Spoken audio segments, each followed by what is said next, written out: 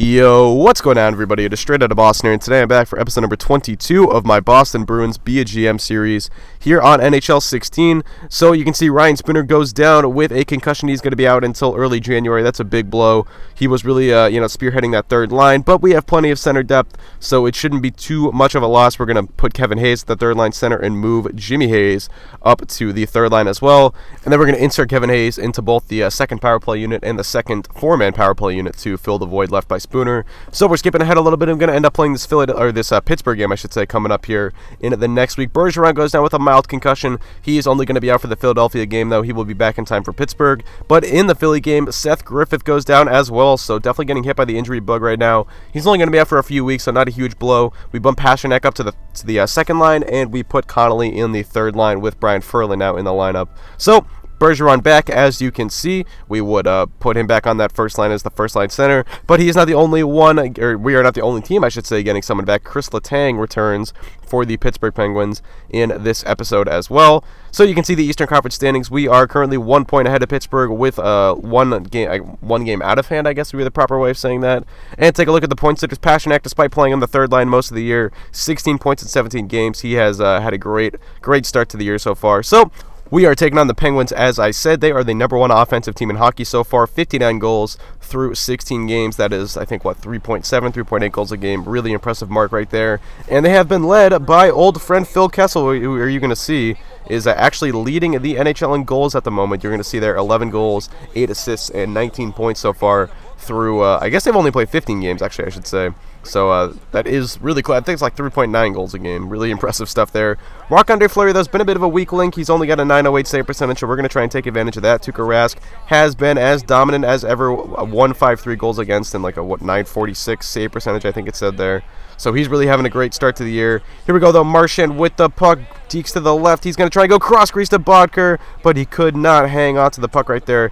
The puck kind of bounced off his stick. Now it's Pasternak with the puck, getting some top 6 minutes here. He is protecting through the center of the zone. Eventually he's going to get this one back to the point. One-timer, tip in front, and score! Mikhail Bodker, however you want to say his first name. I always mispronounce it, I know. But he gets the goal on the doorstep right there. I believe this was Hedman's point shot, I want to say, or it might have been Joe Morrow's, actually. I can't tell which D pairing was out there, but Bodker with the tip in. And then here we go later in the first period. It is Tim Eriksson putting it on net. Rebound opportunity is saved, but we retrieve it in the zone. Now it is Brian Ferland cycling back around to the top of the circle into the slot. Score! Short side snipe by the blocker side of Marc-Andre Fleury, and Brian Ferland's got his first goal of the season. He has been on the bench for most of the season, inactive of course. I hope he's scratched, but he gets into the lineup with the recent injury to Seth Griffith, and he makes the most of his opportunity there, going short side for the second Bruins goal of the night. So we got a 2-0 lead right now. Here is David Krejci with the puck, protecting to his backhand, circling it back around now. One-timer, and it is Bodker once again, his second of the night, and it's a 3-0 lead early here for the Bruins. An early onslaught of goals on Marc-Andre Fleury. As I said, we were going to try and take advantage of the goalie matchup, and we have done that so far. Fleury has not looked good. That was a pretty nice setup by Krejci, though. Not really much Fleury could do, I suppose. But anyway, Bo Bennett tries to carry it in. He ends up losing it. Now it is...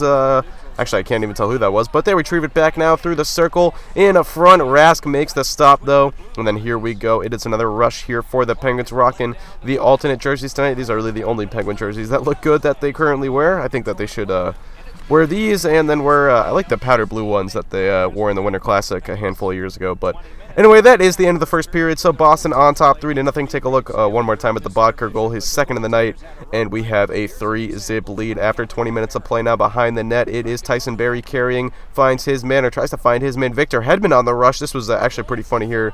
I don't know why Hedman is playing so far up. He gets an opportunity there. It is stopped by Fleury, but here we go. Big hit laid out by Tyson Barrie. He gets it back to Austin Matthews, carrying it in now, protecting the puck. One-timer across to Marchand, and Brad Marchand makes it 4-0 now. Just 22 minutes into this game. 4 goals already on Fleury, as he is really struggling here tonight. One more look at the one-timer, and that would actually do it for Fleury. He would get pulled in favor of Matt Murray, the young goaltender prospect for the Pittsburgh Penguins, who's now worked his way up to the backup position with the big league club, and you're going to see he's going to take over for Fleury, and he would actually have, well, I'll say this, he at least had a lot better of a night than Fleury did. He came in here and really helped out the Pittsburgh defense. There was a big hit, but it actually led to a 2-on-1 for Pittsburgh there. Luckily, Rask makes this stop. Now it is Marcus Kruger with the puck, circling it back around, looking for someone here. He's going to end up taking the shot himself, but a calm glove save by Murray, as I said. Patching up the Penguins' defense a little bit now. They're going to need to get a couple pucks by Rask to get back into this game. Here's an opportunity, but another good stop by Rask using the pads there. And then another one-timer in front. That looked like Mike Santorelli with the chance, but to no avail. Now it is David Pastrnak. He loses the puck, but retrieves it back now, short side, and he just missed wide. Actually, he might have rang the post. I couldn't even quite tell. Here's Matthews now, goes across to Marchand, but Marchand couldn't collect the puck right there. Now they get it back up, but that would end off the second period here. So still a 4-0 game. Bruins not quite the offensive outburst they had in the first period, but Marchand did collect the fourth goal of the night, and we have a 4-0 lead here into the third period. It is one of our men here. Looks like Austin Matthews again, cycling it around. He fires it on net, retrieved by Marchand behind the net now. He loses it, but a good forecheck gets it back to Bergeron. He puts a backhander on net to no avail. Marchand now again on the forecheck. Just some impressive zone time here. One-timer Bergeron misses wide, but getting the chances there, controlling possession, and not letting up, that is for sure. Here we go, though. It is another opportunity for Pittsburgh, but a big glove save by Rask. He's going to hang on and get ready for the face-off here now. It is Brian Dumoulin. I always get him confused with the cyclist Tom Dumoulin, but he gets the puck here, gets it all the way up to Eric Fair, who gets decked by Tyson Barrie. A lot of big hits flying in this third period you guys are going to see. Now it is Brett Connolly's turn, and he's going to get laid out. So, like I said, a lot of big hits flying here. It's Krejci's turn now. He is going to end up cycling this one back around to the slot. One-timer, but a good, calm glove save by Matt Murray. Like I said, really looked good in this game. I thought he made a pretty good case for himself to maybe start over Marc-Andre Fleury, but looked a little out of position there on the one-timer. He got lucky that hadn't missed wide. Another big hit, though. That looked like I can't even really tell. My preview screen is so small sometimes it's very hard to see the numbers. But anyway, Bodker cycling this one back around, and he is going to get this one past Murray for the hat trick. So Mikhail Bodker, as I said, not that I'm ever going to pronounce that name correctly. This is a pretty weak goal let up by Murray, I got to say. He kind of went to cover the puck up right there. I don't know why he did that. He should have just... Really, the wraparounds never work in this game unless the goalie does something stupid like that. And got a little lucky there. So here we go. Now it is the third D pairing on the ice, and they're going to let up almost an opportunity there. Didn't quite fire the puck, and then a stick break right there. A little bit of a lucky break for the Bruins. So still a shutout here. Under a minute to play. Rask makes the stop. Tries to get this one back to his defenseman, but it's going to be retrieved by Pittsburgh. And for the second straight episode, we blow the shutout in the final minute of play. This time, it is the BU boy, Nick Bonino, getting the goal here for Pittsburgh. You're going to see, I think this was set up by Eric Fair, and you're going to see right there Bonino just putting that one by Rask. Not a lot he could do there. I guess a little bit of a dumb decision to try and get that puck out, but oh well, just trying to really get the game over with at that point. It had been well in hand for a while. So anyway, we pick up the 5-0 victory here.